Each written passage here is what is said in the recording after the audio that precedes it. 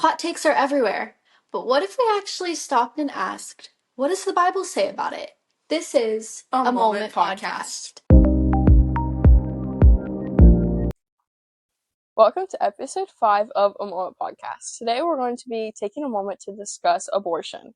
Yep, so we're actually going to have 2 episodes of this. This first episode, we're going to be talking about what abortion is, what the Bible says about human life, and what the Bible says about abortion. And we're also going to be talking about some common exceptions that a lot of Christians will make when it comes to abortion. And then for our second episode, we're going to be talking about what the world says about abortion, and we're going to be debunking a lot of worldly perspectives on abortion. And then we'll touch on why God doesn't approve of those things too. Yes. But we just thought it would be better if we separate it into 2 because it is kind of a big topic and it's very complex, and we want to make sure we cover all of the nitty-gritty details. Yep, exactly. Okay, so what is abortion?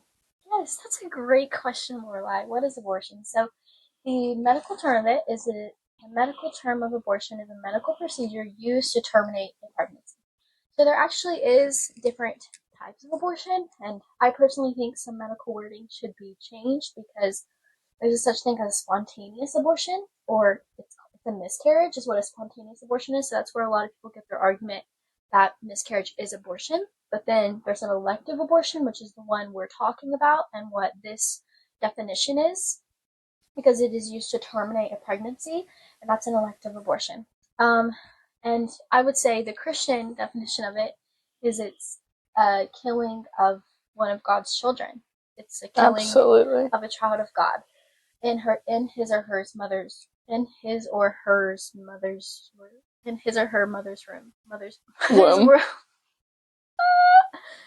womb. Okay, I mean there's also types of abortion, so you want me to cover that just real quick? Sure. Just give a briefly of it.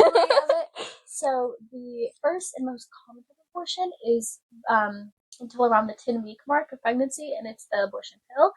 And what this does is, this is a medical definition, blocking progesterone, causing nutrient-rich uterine lining to break down, and this detaches the embryo and halts its growth. So the abortion pill is 2 pills that a woman would take, and it would ultimately send her into extreme cramping, and she would just become very sick, and she would pass the embryo, or the child, and she would no longer be pregnant. And 1 in 10 women have complications with the abortion pill, and that's why I think there's a lot of negatives to the abortion pill, but that could be a whole thing within itself. But then you also have the suction abortion, which is used around like 14, 16 weeks. It's not a very common one. And this is where they just go in with a suction and suction what they call the pregnancy tissue out, but it is a living, growing human being. Then you have the clamp abortion, which is with a software clamp, and they'll go in and they'll clamp the parts of the baby out until there's nothing left. And then you have the late-term abortion, which is called the heart attack abortion. That's what I've always heard it to be called.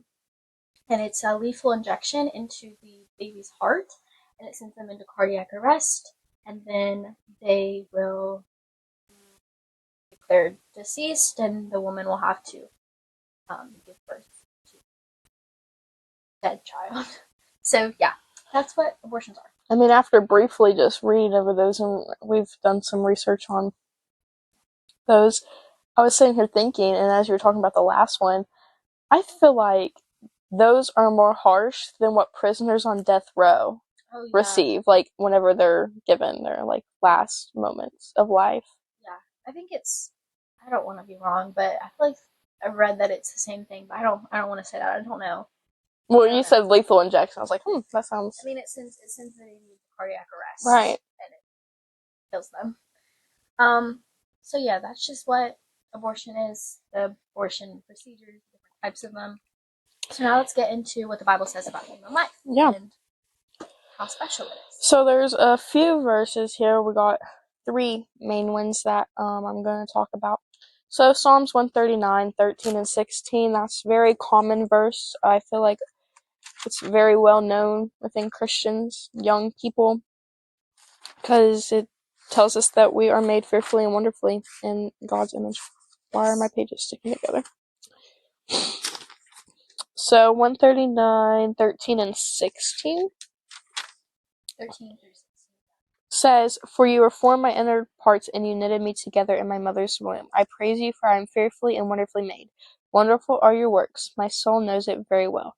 My frame was not hidden from you when I was being made in secret, intricately woven in the depths of earth. Your eyes saw my unformed substance, and your book were written, every one of them.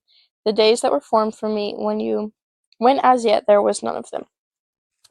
I think that is just so.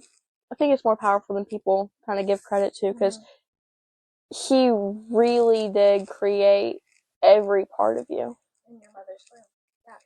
Yeah. Yeah, and this passage is specifically, this is David speaking, and he's expressing how God's direct hand was in David's creation, but this also correlates to ours. You know, in our mother's womb, God's hand is there, intricately forming us and knitting every single part of us in our mother's womb. Yeah. It's a very special time of human development. Like, Right. God is forming us in our mother's womb. He created us all. Today. We're No, like we tripping up can't. on our words. Yeah. He purposefully created us all. Yes, exactly. Yeah. Then we have Jeremiah 1:5. Yes. The next one.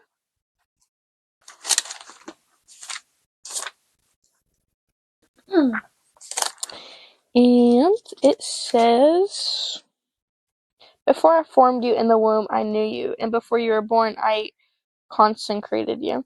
I appointed you as a prophet to the nations." So right there kind of proves the point of life begins at birth wrong. Yeah. Because he knew us in the womb before we were born. Yeah. And he has a specific preordained purpose for us. Exactly. He knows every person before their birth. Yeah. And birth is not some magical experience that'll make God know who you are. God's always known you. He's always had a plan for you, and you've always been his child in the womb and outside the womb. Yeah. And then next we have Isaiah 43:7.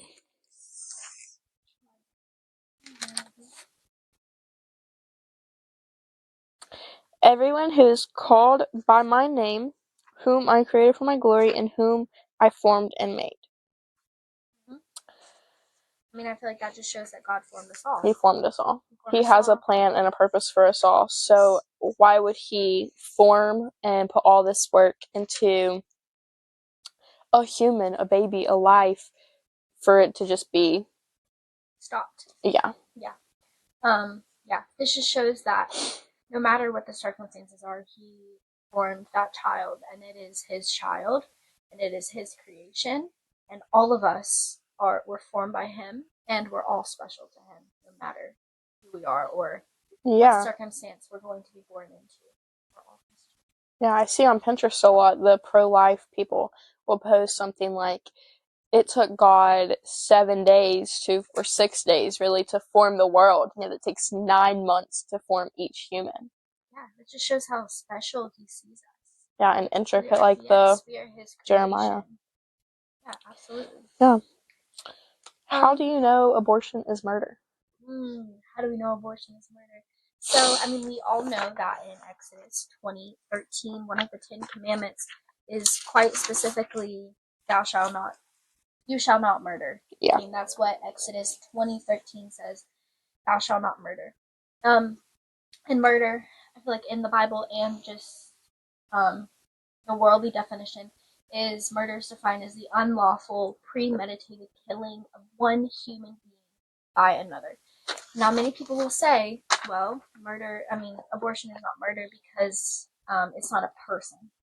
But we'll talk about this later. Personhood, and the definition of personhood is just being a part of the human species. Like, that's what it is. When you're human, you're a person, and we've seen all throughout history that when we separate those two, nothing good comes from it. So by those verses that we just read, we see that the Bible supports that we were created in the womb and that we are humans. in the womb created by him, and scientifically that's true too. One thing I wanted to share was a study done by the University of Chicago in 2019. They surveyed biologists all around and found that 96% of them affirm that human life begins at conception. And if you read into that, many of these biologists were pro-choice and for abortion, but they still stand that human life begins at conception, and that is a true fact. And we also see, like, in the definitions, like, people will say, well, it's just an embryo, or it's just a zygote, or it's just a fetus. All of those things are stages of human development.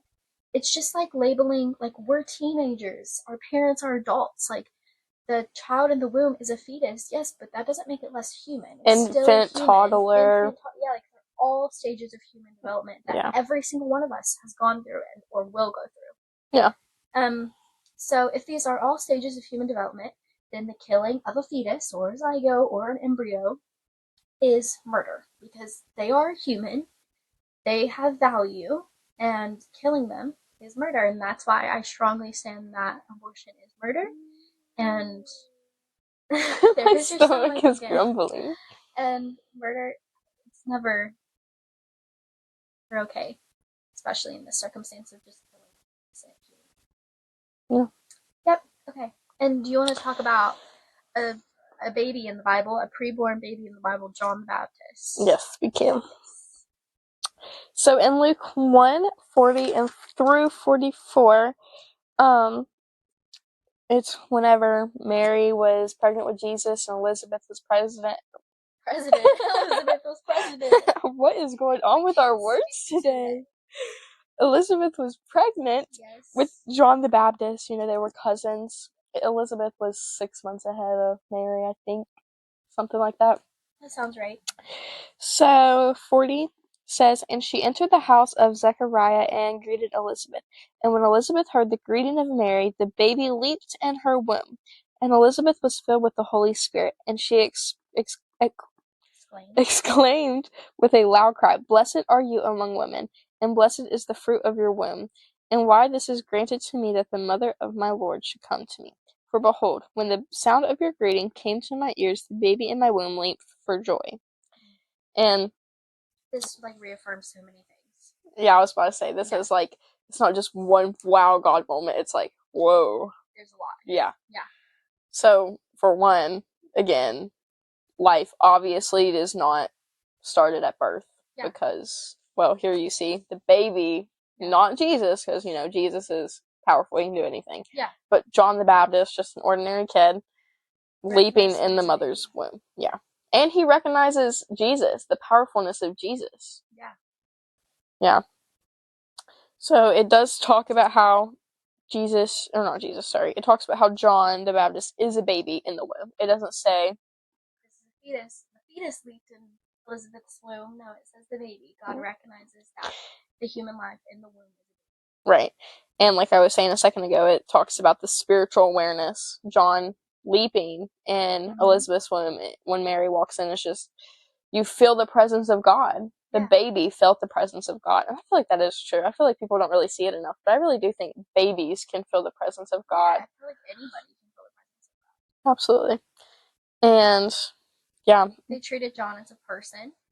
Yeah. And it says, for behold, when the sound of your greeting came to my ears, the baby in my womb leaped for joy. She recognizes that John it's his separate being. He's a separate entity. Yeah. And it recognizes him as a person. And I read this thing. A person who has feelings. Yeah, because he has spiritual awareness. Right. And God never gave the spiritual awareness to, like, a cat or a dog. Like, I don't think those animals could have spiritual awareness. So God gives the joy of spiritual awareness to people. And this recognizes that John felt this spiritual awareness. So he is a person. He is a human being. Yeah. And he's treated like a human in this passage as well. I don't know. I really love that passage. It just shows, like, there's life in the womb. And that life can have spiritual awareness. And that life can be used for God. Absolutely. Yeah. I mean, he created us all with a purpose, and we have free will to do what we so choose with that purpose. So I think everyone has a chance to serve God and tell others about him. Yeah. And then also what was the verse that God hates hands that shed innocent blood again? Put it up earlier. What was that? It's in Proverbs. It was Proverbs 16 through 19. Psalms, Proverbs. I feel like that sounds right.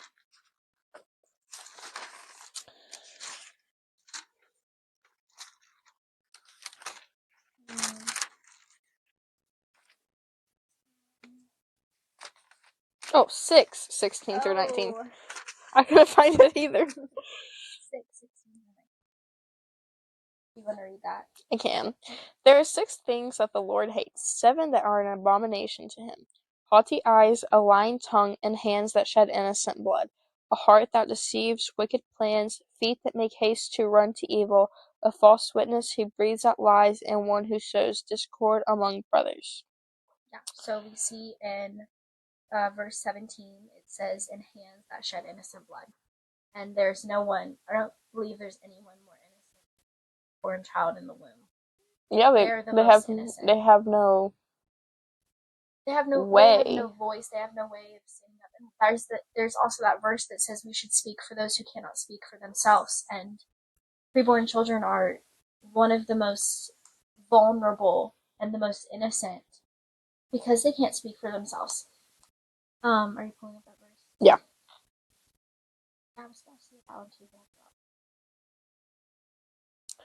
Proverbs 31:8.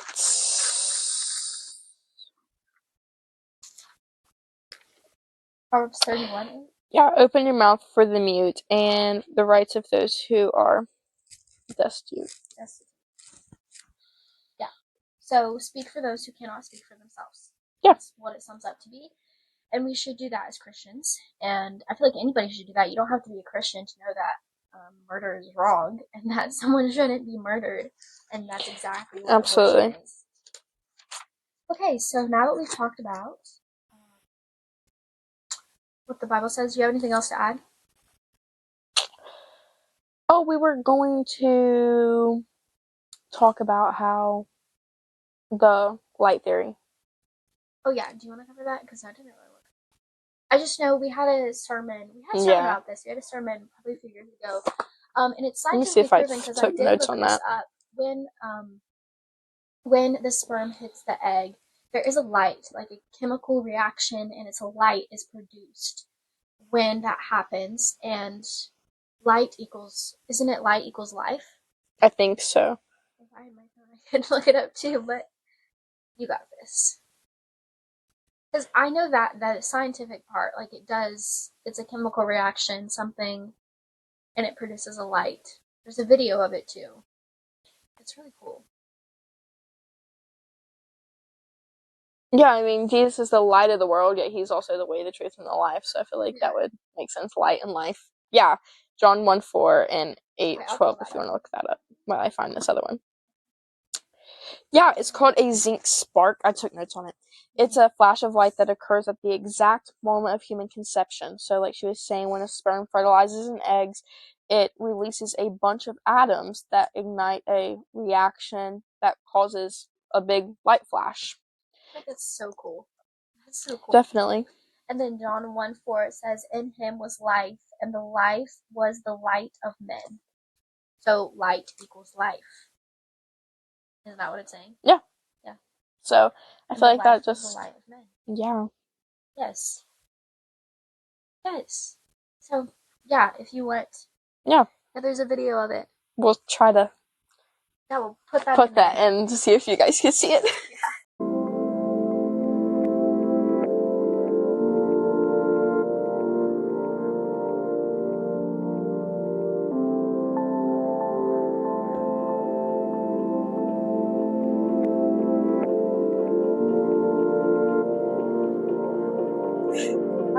Okay, so anything else to add about that, and then we'll move on to the Christian culture? I think that's it.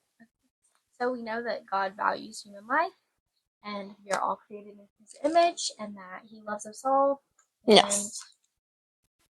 Much. Okay, so now we're going to talk about some common exceptions that a lot of Christians will make when it comes to the abortion topic, because it is a really touchy topic, and people don't want to offend people, or they don't want to speak for someone else or whatever. But I think as Christians, we should have a very strong stance on abortion, because it's the only murder that you won't go to jail for. Like, which is crazy. it's sickening. Okay, let's start with the first one. Christian exceptions, we have rape. So, rape is a horrific thing. It's awful. And, I can't even imagine what a woman would have to go through going through that. Yeah. And it's a traumatic experience in itself. Or even a child. Yeah. And I know I've watched many videos of children who were born of rape, and people label them like horrific things. Like, even when we had a debate in my class one day, this girl was like, you don't want to have, the woman shouldn't have to give birth to the rapist baby. And I feel like that is so devaluing of a human being. Like, look at someone who was born out of rape and label them, that's all they are. They're a rapist. You're a rape baby. Like, I feel like that's sickening, to blame the faults of the father on the innocent human being who it's not their fault. Right. And humans are so much more than just a rapist baby. No one should be labeled and devalued to that extreme. We used to watch Charlie Kirk's videos all the time, and Kristen Hawkins. I think they both have used the analogy of, if you take an ultrasound of a baby conceived in rape, and one of natural, like, wishful planning too. There's not a difference in them. They're the exact same. You could never just look at someone and say, "Oh, you were conceived in rape," and you were not. Like, that's just, there's nothing different from them. Right. And even if, so let's say perchance you were raped and you're now pregnant and you have the option to have an abortion, why would you want to add trauma to your life? Like, you should break that trauma and you should give life to someone and raise them up. An abortion is not going to take away the trauma that a woman endured. It's going to add. It's not going to magically make things better. Right. Or take everything away. If anything, it's killing the innocent third party. Like, we don't even give the death penalty to rapists in our country, but yet we give the death penalty to the baby who, they're the innocent third party. They're the third party, there is not their fault, yet we kill them because it's just going to magically make things better. Right. But it doesn't. And we saw through those verses that we read earlier that God puts a child in the womb for a reason, despite their circumstances. He put that child in the womb for a reason, and they're worthy of just as much value. Yeah. And, like, rape is horrific, and these women, I feel like there needs to be more resources for women, because so many women are more support instead of just kill it. Instead of just saying, you should just get an abortion because you don't want to have to look at the baby in the face in a few years and just see the rapist. That's what a lot of women are told. And I think that's awful. I think that is so awful. Women should be given so much more support and counseling and to help them through this, to help them through that. And why don't we focus more time on getting that rapist behind bars for life, instead of just killing the innocent? Right. It's not the baby's fault. He didn't ask to be here. No, exactly. Or she. And I don't think Christians should make that exception to rape, because it's still, that baby is still a child of God, and they were put there for a purpose. Yeah. And anything, Christians should help that woman. Like, if you know someone who conceived a baby and through rape, like, help that person and go to them and pray with them and comfort them, because that's what women need, not just the immediate raped. Yeah. Like we covered in previous episodes about feminism and being a feminist, and we'll probably talk more about it in our next episode. But being a feminist should be supporting other women who went through hard times, not supporting more harmful acts. Yeah, like, I saw this video yesterday, and it was this girl, she's pro-choice, and she came to this realization that a woman can choose to keep the baby. She was like, but they don't seem fit to like be a parent or whatever. But like I didn't realize that the woman can choose to have a baby. Like that's what a lot of pro-choicers are. They only think the choice should be have an abortion. Like you're not ready, well get an abortion. But they never It's almost like like congratulate the woman for being strong enough to make the decision to keep the baby. yeah, it's almost like brainwashed is a harsh term, but it's like they live in Yeah. this world where that's all they know. Because none of them are choosing to have babies. They're choosing to kill them all. And then we have another common Christian exception is like a fetal Defects. defect. So if a baby in the womb, like the doctors say, your baby's not going to live like less than a few hours after you give birth to them, it's better for them and better for you to just not let them suffer and kill them and abort them. But I think that you should let the baby die a natural death. And if they're going to die, I mean, or give them. yeah, doctors can be wrong. Doctors can be wrong. Absolutely. Do you have something to add to that? I was just going to say back to the Proverbs 31:8, speak up for those who cannot speak for themselves. Those people with what we label as disabilities, they have just enough, like they have just as much of a right of life that you and I do. I mean, I hate labeling people as normal and not normal because none of us are normal. Yeah. But it's just like, just because a baby's different or they might need more support, you're just gonna kill them? What if we said that about you? Right. And I feel like God should be the only one who has authority to take a person out of this world or put them in this world. And God will allow that baby to live as long as He sees fit, and He will. And He can make any test into a testimony. So that baby, whether it survives or if it does pass, that can be a very good part of each person's, the parent's story. Yes, exactly. So instead of not even giving it a chance, it's kind of like taking God out of the whole picture, I feel like. Right. And then the last one for a lot of Christian exceptions, and there's probably many more, but this is just the most common ones, is if the mother's life is at risk. So that's the one I hear the most. A lot of Christians will use the ectopic pregnancy, but an ectopic pregnancy is embryo cannot be sustained. This is when the embryo implants. It does not implant in the uterus and usually in the fallopian tubes, and this is not the natural environment for an embryo, and they will, or a baby. I mean, that's what an embryo is, and they cannot be sustained, and they will not survive. Now, there is some cases where they have been able to be sustained, and I think it should be up. Like, I don't know. I feel like it's kind of going back and forth with me because I would say it should be up to like what the doctor says, but then like you need a lot of perspectives to see if the ectopic pregnancy is going to be sustained or not. But it's rarely sustained. Yeah. Rarely, and the woman will either have a natural miscarriage or she will need an emergency surgery because her fallopian tubes will rupture, and it's just an ectopic pregnancy removal is not an abortion. Yeah, no, I agree. And I was going to add on what you were saying earlier about the embryo and how it is a child. A lot of people use the words embryo or fetus and all those medical terms to dehumanize a baby. And I was Googling the definitions, and I'm quite unhappy with a lot of these websites because it's just kind of saying how embryos are not humans. But if you Google the actual definition of an embryo, it is the beginning stages of a human. Yeah. Right. And then its exact words is unborn baby.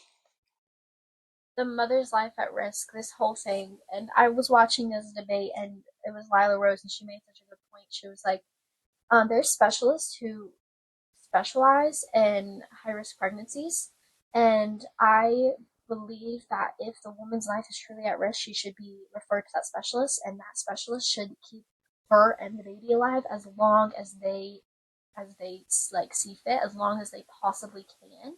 And let's say the woman makes it to 19 weeks and the doctor's like, you have to have an abortion, like this baby has to be delivered or somehow. the baby's 19 weeks, what's the difference from delivering an alive child and a dead child? If the baby's 19 weeks and the woman has to have the delivery right now, what's the difference from just delivering an alive child who, so there is a baby who survived being born at 19 weeks, and give them the best medical care possible and deliver the alive child and keep them alive as long as humanly possible? Like, just have an early delivery. Give it a No matter the chance. stage, just deliver an alive baby. And that also allows like the family to grieve the loss. Like if the doctor says the woman is 11 weeks pregnant, but she needs to have an abortion, just deliver a live baby, because in all abortions, the baby is going to have to be born. The abortion pill, the woman has to pass the pregnancy tissue out of them. I mean, it's an embryo, it's a human being. Yeah. No matter the abortion, the baby is coming out some way or another. So why not deliver an alive child and let them live for the minutes or hours that they'll live, and then let the family grieve that loss and hold their baby? Absolutely. I was watching a video, it was one of the pro-choice protests, and I think it may have been Kristen Hawkins, maybe not, I was just on YouTube. But it was this girl, and she said that she was an only child. Her parents had 4 or 5 abortions after her because just they made her feel like she was too much to handle, but that's besides the point. And she was explaining why she absolutely would never agree with pro-choice values and beliefs and views, because her siblings, who she was excited for, never got a chance at life. They don't have a birthday. They don't have a death day. They didn't exist. Right. And that really is so dehumanizing. Yeah.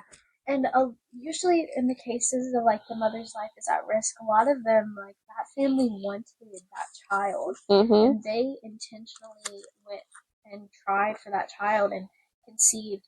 And why not give them the chance to grieve that loss and deliver an alive baby, hold that baby for as long as they'll live? Or, I don't see, like, just have an early delivery. Induce labor, the woman gives birth, she gets those minutes with the child instead of having an abortion, and they're either ripped apart limb from limb, or they're given the abortion pill to just pass the baby out and flush them down the toilet. Like, Yeah. I don't know. I feel like as Christians, we should make no exceptions to abortion, no matter what it is. It is murder. Yeah, it's killing an innocent life. Killing of God's Mhm. creation. Yep. Okay. The last thing that we had to talk about. The last thing I have on here to talk about is how can Christians make a change, or how can Christians stand for the pro-life movement, and things like that. So I would just say become educated. By watching this video, you're becoming educated a little bit at least. And I've seen so many people, so many pro-choicers, they'll be like, well, you haven't adopted kids before, you haven't fostered kids before, you don't work at pregnancy centers, so you don't have no right to stand up and speak about this. But you don't have to do any of that to stand up against murder. Yeah. Nothing, just, you know what I feel like it's the same as, like, let's say your sibling was murdered. You would stand up against that. I mean, same thing for an abortion. You should just stand up against it. Yeah. And there's, if you can, I would recommend, helping out in like pregnancy centers, or even just like debating and having dialogue with people and talking to people about it. Like, that's an important thing. And just become educated, know what you're standing up against. Like, don't just say that you're pro-life, but you have no idea what that means. You have no idea what an abortion is. You don't know. Yeah. Like, become educated. Know what you're disagreeing with. And also, like, don't go to a church that is pro-choice and says that abortion is okay. Because it's not preaching the gospel. It's not preaching the biblical truths. Right there. Educate your community, educate your family, tell them, make sure they know, like, what an abortion really is, and make sure, like, if you have a friend or something, you know people who are considering abortion, let them know their options. There's so many more options than abortion. I mean, adoption. I mean, it's sad, but like, a lot of people, and like we'll talk about next episode, in the world, they use the excuses of, well, I don't have enough money, or I don't want to bring this child into an already broken world and not be able to support it. It's sad, but put it up for adoption. It's given it a chance at life. Just give. So as Christians, just stand up against abortion. If you're in an area, an environment where someone is saying something pro-choice or whatever, and you have the opportunity to speak up about it, and talk to people about it, and maybe you could change someone's mind about it. Absolutely. And this is our first episode of abortion, and Episode part 1. We'll be talking about how to debunk worldly things next episode. Yep, so come back next week for more fun. Fun stuff. Thank you. Thanks for watching, or thanks for taking a moment with us. Yes. Bye. Bye. What's the bye?